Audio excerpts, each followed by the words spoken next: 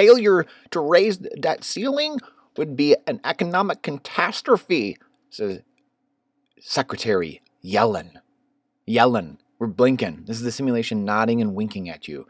Anthony Blinken, Department of Defense, Department of Treasury is yelling. We're yelling out, as Nolan Bowerley would say. And then Blinken's over here blinking. He's over here trying to negotiate peace deals. Blinken. What is he? Secretary of State? Secretary of State. The guy from Lockheed Martin Raytheon is our defense secretary. So we need to follow the money, not follow the science. Follow the money. The revolving door, the military-industrial complex, running. The last three Defense Department heads were worth $18 to $20 million collectively, and they've just been employees, I believe, their entire life. I don't know what else they've done, so I don't know how they're worth that much money. But hey, that is what it is, and nothing to see here. And then we've got this lady who, I forget who exactly it was now, but it's someone really high up, said that she's in because of affirmative action, basically, because she's a woman and she's a professor. She's academia elite, the prototypical unproductive class person who has no idea. Like if she got on here and started trying to talk to us about about interest rates and about what's actually happening, credit default swaps, all stuff, she'd just be sitting here like, and this is a former head of the Federal Reserve. And as we've said many times, there's only two options for a lot of what goes on here in politics and in the Fed, FOMC, Federal Open Market Committee, and many of these different organizations. You're either stupid or you're incompetent. Pick your poison carefully because neither are good. And this goes for Yellen, for Blinken, for, I can't remember the defense guy's name. It's not in my tongue. But it's so obvious, so blindingly obvious if you're actually paying attention to what is going on and the gaslighting, the fear mongering.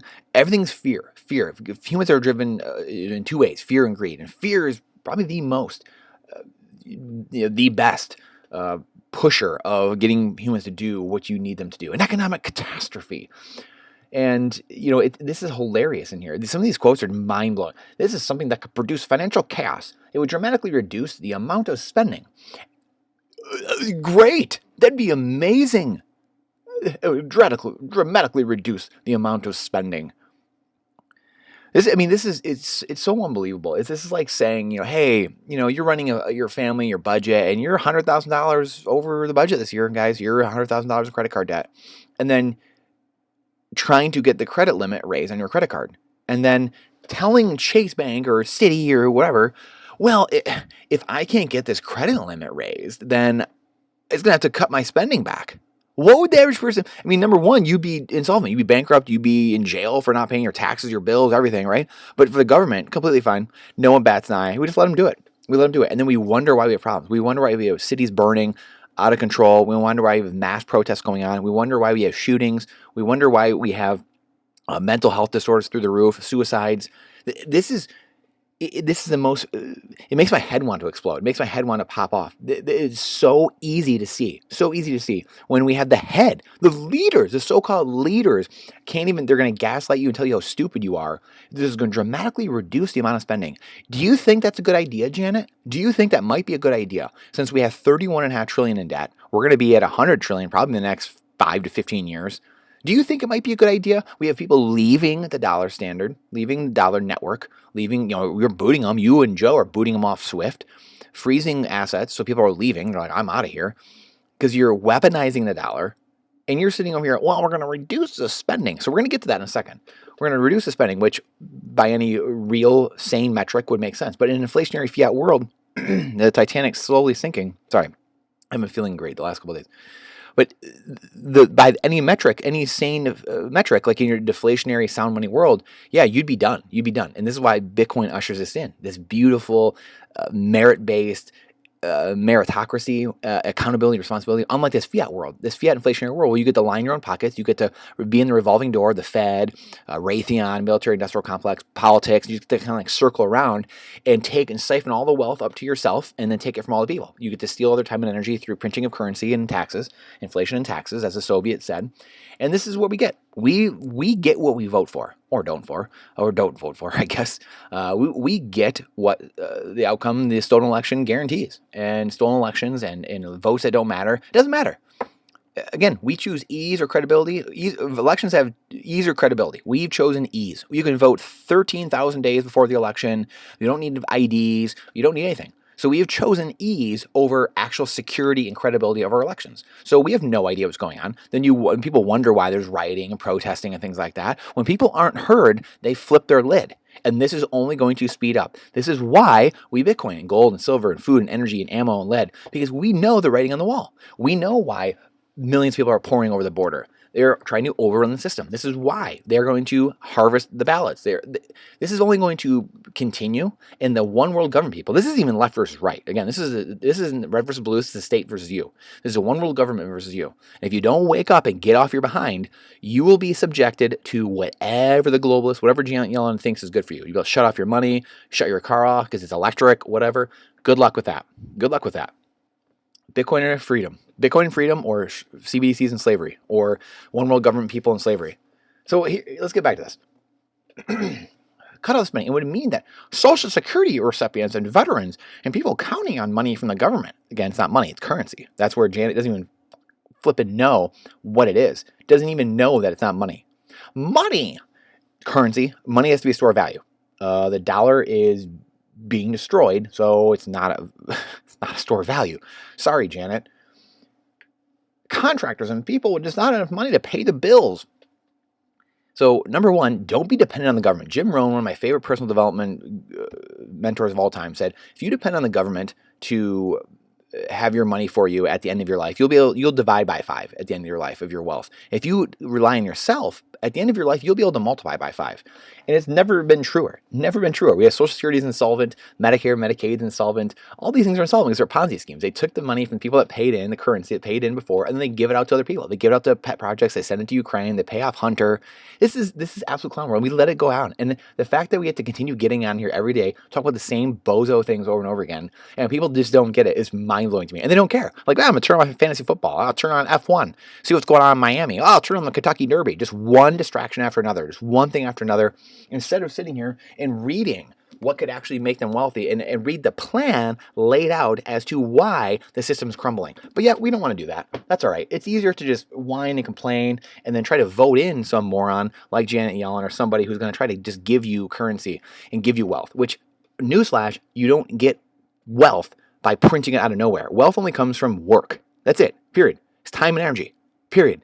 So the people that counterfeit it and print it into existence are the ones who get to use your time and energy that's coming from somewhere, and it comes from you. You play through inflation and you pay through taxes, and they get to use it. If that seems like a great system to you, then hey, then keep going in this fiat inflationary world. This is beautiful stuff. So both sides are all going to meet together and blah blah blah. It's just absolute clown world. I think the Republicans already gave them like a 1 point something trillion. The Democrats are like, that's not enough. And this is absolute clown world. The moral of the story though is you actually do have to, because we're in a fiat inflationary system, you do actually have to. Janet's not wrong in the sense that you do have to increase it. So the Republicans always come to the notion of like, we're going to balance the budget, but it's the uniparty. You only Rand Paul, maybe Mike Lee, stuff like that. There's a few people, Ted Cruz possibly, that are like real, like hardcore, like, oh, this is actually not a good idea, and this is why. Everyone else, it's all uniparty. They're all in it together. They all profit together. And this is where you have to. And in a fiat inflationary world, if you don't increase the debt every single day, every single year, you will implode the system because it's a debt-based system. The dollar is a debt-based system backed by nothing. It's not equity-based.